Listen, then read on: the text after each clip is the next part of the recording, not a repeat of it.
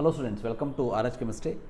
So as we have expected, ನಾವು expect ಮಾಡಿರೋ ಹಾಗೆ ಶ್ರೀನಿವಾಸದಲ್ಲಿ 50 ಸೀಟುಗಳ ಒಂದು ಪರ್ಮಿಷನ್ ಕೊಟ್ಟಿರುವಂಥದ್ದನ್ನು NMC ಅವರು ತಮ್ಮ ಒಂದು ನೋಟಿಫಿಕೇಷನ್ನಲ್ಲಿ ಮೊನ್ನೆನೂ ಮೆನ್ಷನ್ ಮಾಡಿದರು. ಬಟ್ KE ಅವರ ಕಡೆಯಿಂದ ಅಫಿಷಿಯಲಿ ನಮಗೆ ಇನ್ಫಾರ್ಮೇಷನ್ ಬಂದಿರಲಿಲ್ಲ. ಸೊ ಈಗ ತಾನೇ ಒಂದು ಗುಡ್ ನ್ಯೂಸ್ ಅಂತ ಅಂದರೆ ಸೊ KE ಅವರ ಕಡೆಯಿಂದನೂ ಕೂಡ ಅಫಿಷಿಯಲಿ ಅನೌನ್ಸ್ಮೆಂಟ್ ಆಗಿದೆ. ಶ್ರೀನಿವಾಸ ಮೆಡಿಕಲ್ ಕಾಲೇಜಿನಲ್ಲಿ 50 ಸೀಟುಗಳನ್ನು ಜಾಸ್ತಿ ಮಾಡಲಾಗಿದೆ. ಸೊ ಹಾಗೆ ನೋಡಿದರೆ so Srinivasa medical college Tulu minority ಆಗಿರೋದ್ರಿಂದ ತುಳು ಮೈನಾರಿಟಿ ಸ್ಟೂಡೆಂಟ್ಸ್ಗಳಿಗೆ AJಯಲ್ಲೂ 50 ಸೀಟು ಮೊನ್ನೆ ಜಾಸ್ತಿ ಆಗಿದೆ ಮತ್ತು ಇಲ್ಲೂ ಕೂಡ 50 ಸೀಟು ಜಾಸ್ತಿ ಆಗಿರೋದಕ್ಕೆ ತುಳು ಮೈನಾರಿಟಿಯವರಿಗೆ ಇದರಿಂದ ಒಂದು ದೊಡ್ಡ ಹೆಲ್ಪ್ ಆಗಿದೆ ಅಂತ ಹೇಳೋದರಲ್ಲಿ ಎರಡು ಮಾತಿಲ್ಲ. ಸೊ ಇದರಲ್ಲಿ ನೋಡ್ಬೋದು ನೀವು ಟೋಟಲ್ 50 ಸೀಟಲ್ಲಿ ಗೌರ್ಮೆಂಟಿಗೆ 13 ಸೀಟಿದೆ.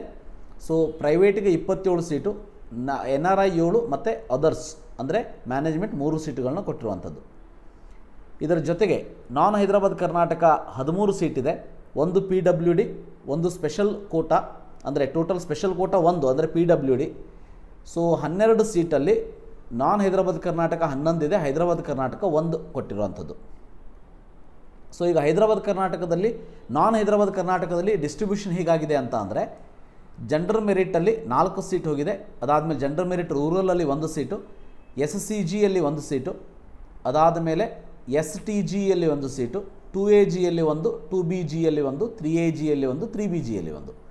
ಸೊ ಈ ರೀತಿಯಾಗಿ ಬಂದಿರುವಂಥದ್ದು. ಇನ್ನು ಹೈದರಾಬಾದ್ ಕರ್ನಾಟಕ ಕೆಟಗರಿಯಲ್ಲಿ ಸೊ ಇಲ್ಲಿ ಹೋಗಿರುವಂಥ 1 ಸೀಟು 3AGಯಲ್ಲಿ ಹೋಗಿರುವಂಥದ್ದು. ಹೈದರಾಬಾದ್ ಕರ್ನಾಟಕ 1 ಸೀಟು 3AGಯಲ್ಲಿ ಕೊಟ್ಟಿರುವಂಥದ್ದು. ಅದಾದ ಮೇಲೆ ಪ್ರೈವೇಟ್ ಅಂತ ಬಂದಾಗ ಟೋಟಲ್ 37 ಸೀಟಿದೆ. ಅದರಲ್ಲಿ 7 NRI, 3 ಅದರ್ಸ್ ಅಂದರೆ ಮ್ಯಾನೇಜ್ಮೆಂಟ್. ಸೊ 10 ಸೀಟ್ ಮೈನಸ್ ಆಯಿತು. ಉಳಿದಿರುವಂಥ 27ಅಲ್ಲಿ GM/PH ಕೆಟಗರಿಗೆ 2 ಸೀಟಿದೆ. ಅದಾದ ಮೇಲೆ MU ಕೆಟಗರಿಗೆ 18 ಇದೆ, ಅಂದರೆ ತುಳು ಮೈನಾರಿಟಿ 18 ಸೀಟಿದೆ. ಅದಾದಮೇಲೆ GMP ಕೆಟಗರಿ 4 ಇದೆ. So open category 3 ಸೀಟಿದೆ. ಈ ರೀತಿಯಾಗಿ ಸೀಟುಗಳು ಡಿಸ್ಟ್ರಿಬ್ಯೂಷನ್ ಆಗಿರುವಂಥದ್ದು.